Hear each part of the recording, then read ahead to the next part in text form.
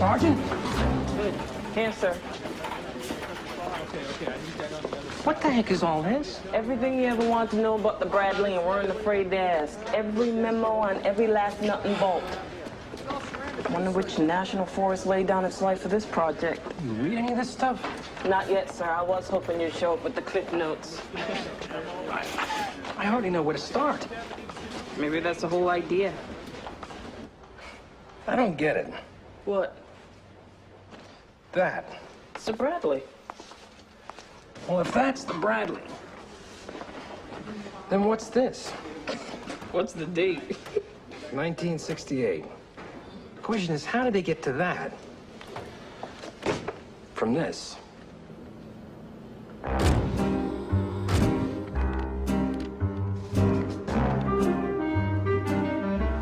Gentlemen, our mission was to design and implement an infantry transport vehicle that would be a worthy replacement for the M113 armored personnel carrier. We have met that objective and then some. The Bradley armored personnel carrier will bring troops to a combat zone swiftly, efficiently, and safely. It will hold 11 men, plus a driver, and features a 20-millimeter cannon, which will provide ample firepower and at the same time flexibility. Lightly armored, speedy, and solidly engineered, our troops will be arriving at the battlefield in the very finest American technology has to offer. And at $1.5 million per, a real bargain. Nice work, Colonel. Outstanding. Damn impressive. In other words, it was designed to be a big taxi cab, drive guys to the battlefield and go back home. But how did it end up with a turret on top?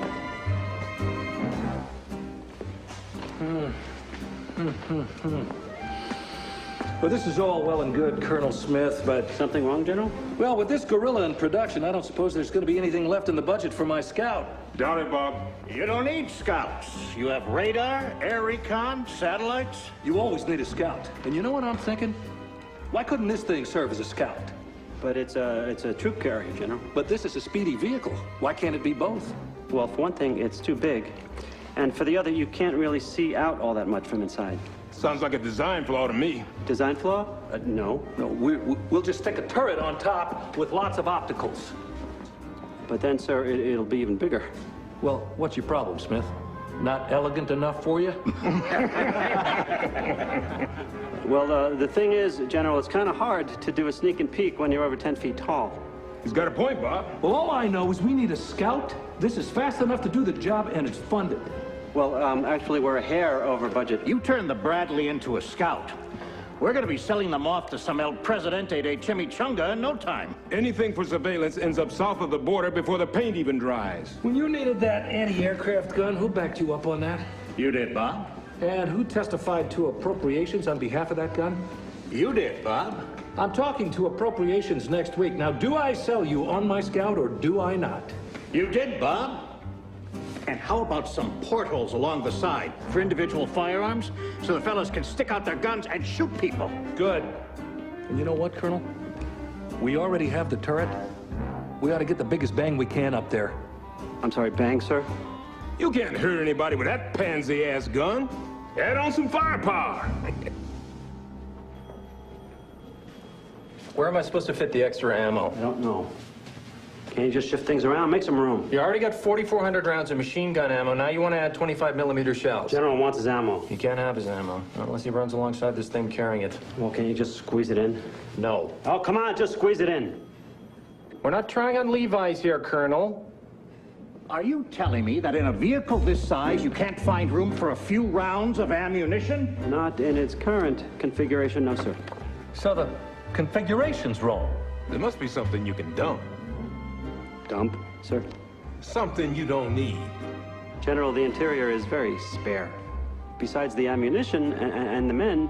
Maybe you can leave one of the fellows behind. Let the ammo or the men go. Sir, it is a troop carrier. So, make a couple extra trips. What's the difference?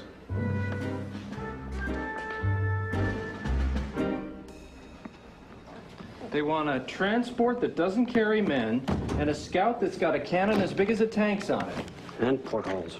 Oh, great, portholes. So the guys can shoot out whatever they can't hit with their cannon. You don't have to buy the damn thing, Jones. Just draw it.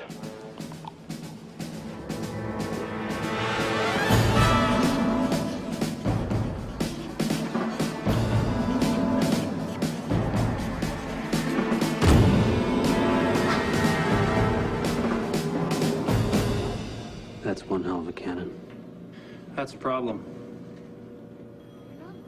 Why? You go out in a battlefield with this pecker sticking out of your turret, and the enemy's gonna unload on you with all they got. Might as well paint a big red bullseye on the side. But it's a troop carrier, not a tank. Do you want me to put a sign on it in 50 languages? I'm a troop carrier, not a tank. Please don't shoot at me.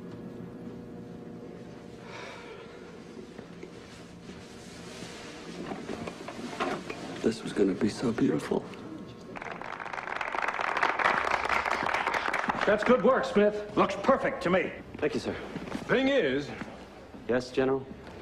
looks a little like a tank with that cannon on top. Probably gonna draw more fire. Actually, sir, that has come to our attention. We know it's not a tank, but will the other side? I guess we could always thicken the armor, toughen up the hide a bit. Colonel Smith, could you explain why you put those portholes there? Yes, sir.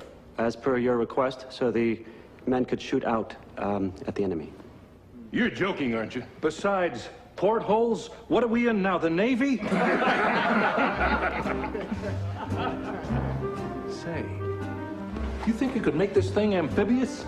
You know, get the troops across a river? No. No, sir. No. No. Amphibious? The Bradley's supposed to swim? In theory, at least. Amphibious troop carrier / scout. / tank. Couple more months, I bet they can get this thing to fly.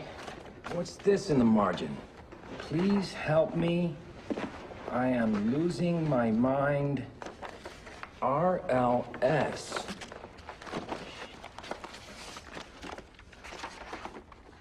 Lieutenant Colonel Robert Laurel Smith, head of oversight and development. Aluminum. This thing's got an aluminum skin. Huh? Anything an enemy tank fires at is gonna go through it like a hot knife through butter. We're doing the specs on using steel rather than aluminum. Of course, steel is much heavier than aluminum, so it won't go as fast. No, we can't lose speed. We lose speed, it won't work as a scout vehicle. It won't keep pace with the M1 tanks either. Thicker armor's a reactive measure. Let's think proactive here. I say equip the thing with anti-tank missiles. Then it can blast those enemy tanks before they get a chance to fire. What do you think, Colonel? Fine! Anti-tank missiles? I don't know.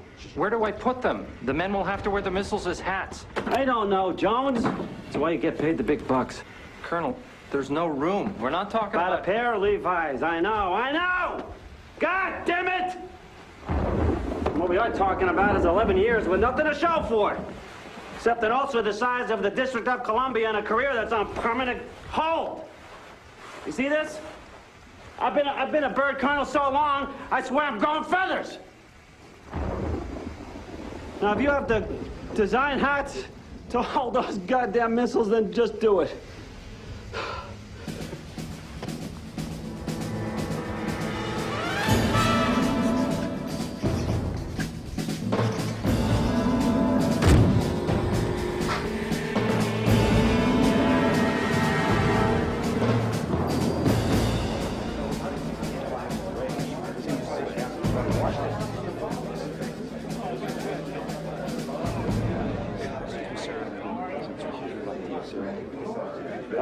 Ladies and gentlemen, if I can have your attention, please. If you'd all just take your seats. Thank you. We are pleased to present a scale model of the new Bradley fighting vehicle.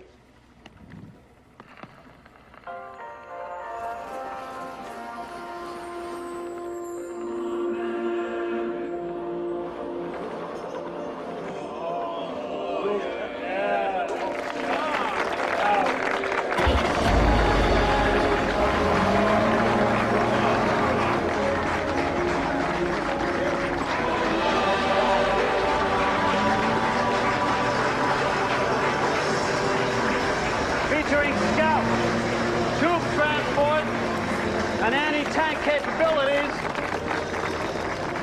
It carries 6 men. How many was it supposed to carry? 11. Bradley is outfitted with the most sophisticated surveillance equipment ever developed. It is also equipped with a rapid-fire cannon and an anti-tank rocket launcher. Which means it's loaded with 1,500 shells and 10-tow anti-tank missiles. So in summation, gentlemen, what you have before you is a troop transport that can't carry troops, a reconnaissance vehicle that's too conspicuous to do reconnaissance, And a quasi-tank that has less armor than a snowblower, but has enough ammo to take out half of D.C. Fantastic. Congratulations, General Smith. General? Hell of a job. General. Let's build it. They're building it? This is what we're building?